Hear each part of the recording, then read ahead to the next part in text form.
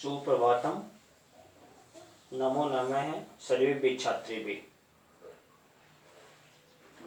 प्रिय विद्यार्थियों, मैं आपको कारक प्रकरण पढ़ा रहा था जिसमें मैंने आपको कारक की परिभाषा बताई थी और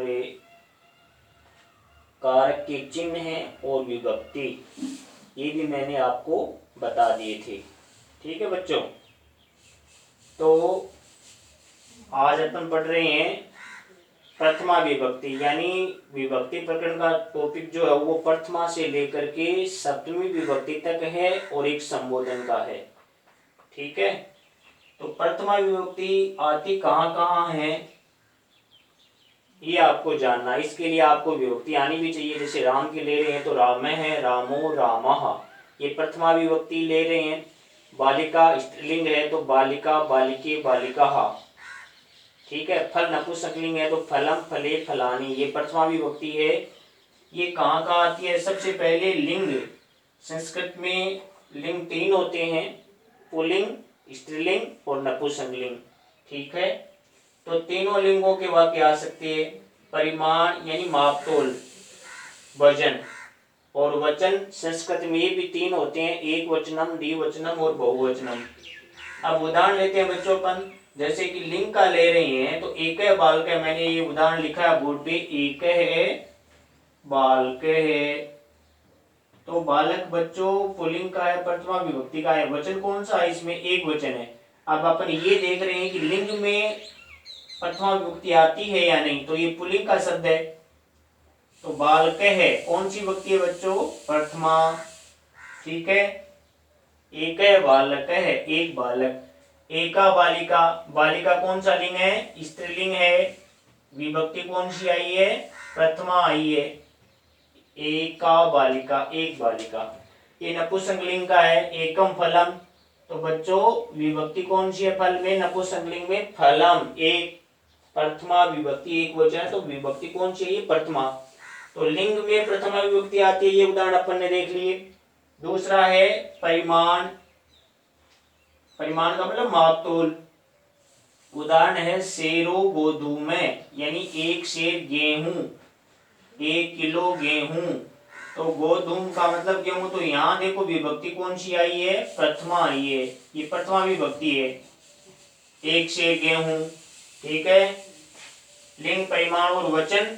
वचन संस्कृत में तीन होते हैं, एक वचनम, द्विवचनम और बहुवचनम। जैसे एक है बालक है, इसमें भी वचन आ गया वैसे, तो एक है, ये भी उदाहरण ले सकते हैं अपन। द्वो पुल्लिंग का है, त्रये पुल्लिंग का है। उदाहरण अपन ऐसे ले सकते हैं, जैसे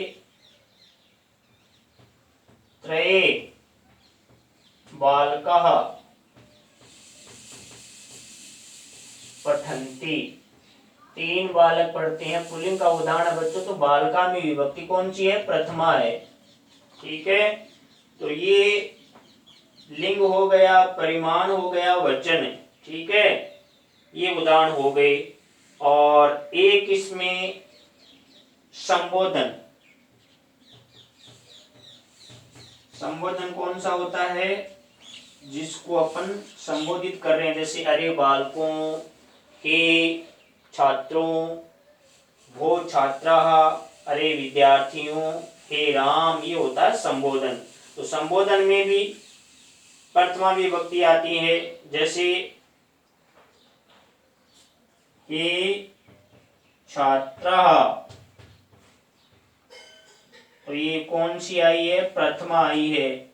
ठीक है बच्चों, जैसे हे बालिकाः, ये संबोधन का चिन्ह है, ये भी अपन लगा देंगे आगे ऐसे। हे छात्रों या हे छात्राओं, हे बालिकाओं। ठीक है, इस प्रकार से संबोधन का चिन्ह आएगा।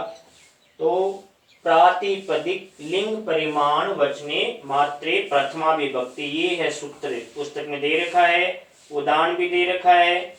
उदाहरण आपको लिंग का और दे रखा है। जैसे लिंग का उदाहरण और देखें अपन, जैसे तटह है,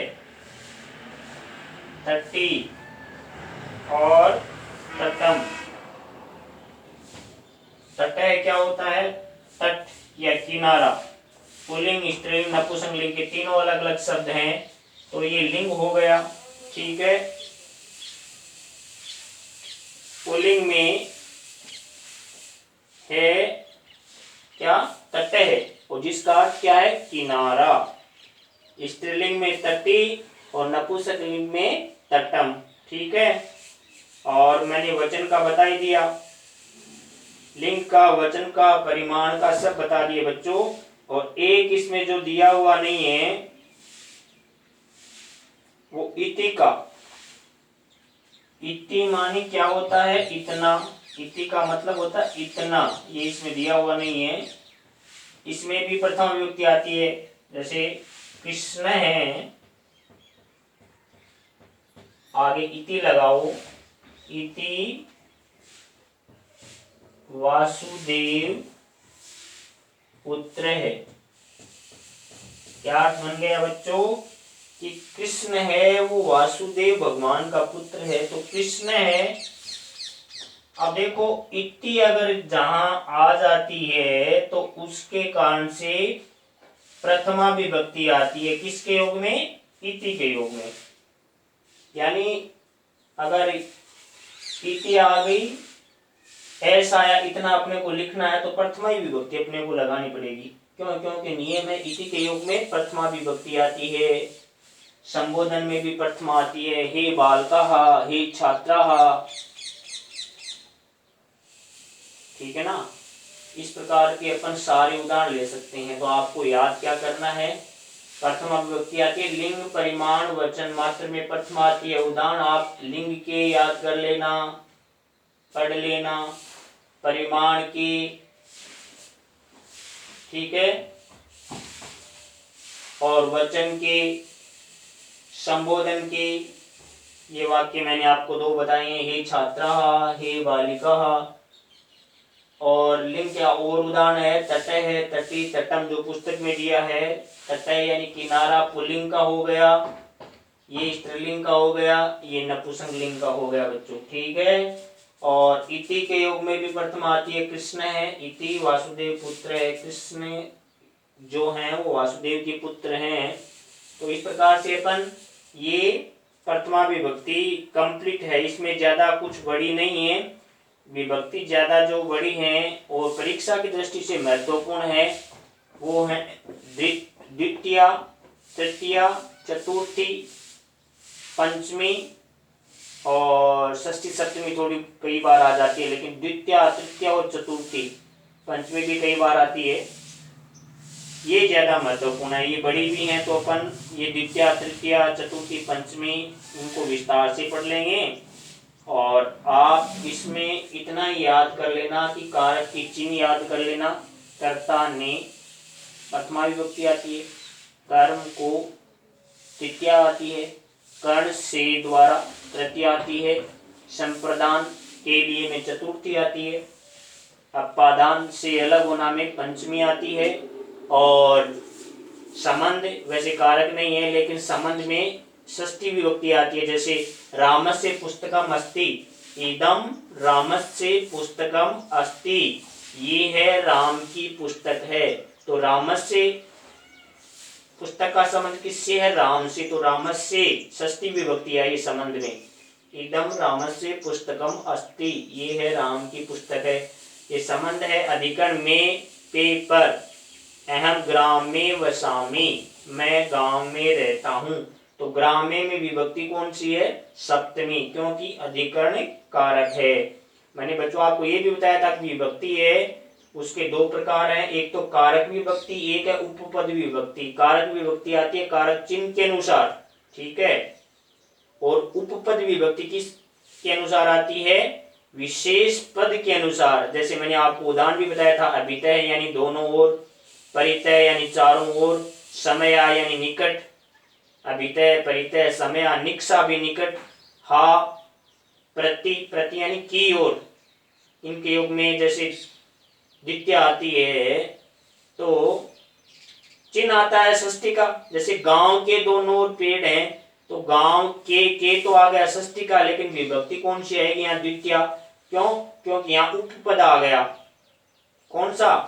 गांव के दोनों ओर पेड़ हैं तो ग्रामम अद्वितः वृक्षा सन्ति, ये द्वितीय में अपन पढ़ेंगे। ठीक है बच्चों, तो आप अगर इनको कर पाते हो यहाँ से तो ठीक है, नहीं मैं पीडीएफ में भेज दूंगा। ठीक है, आप इनको समझ लिया करो बोर्ड पे जरूर। ठीक है ना, अगर दिखाई नहीं देता तो मैं पीडीएफ भेजता हूँ, तो आप अच्छी तरह से लिख सकते हो, कर सकते हो और पढ़ सकते हो। ठीक है बच्चों, कोई दिक्कत हो तो मेरे को कमेंट में बोल देना। वीडियो देखने के लिए आप सभी का धन्यवाद। शुभम मंगलम।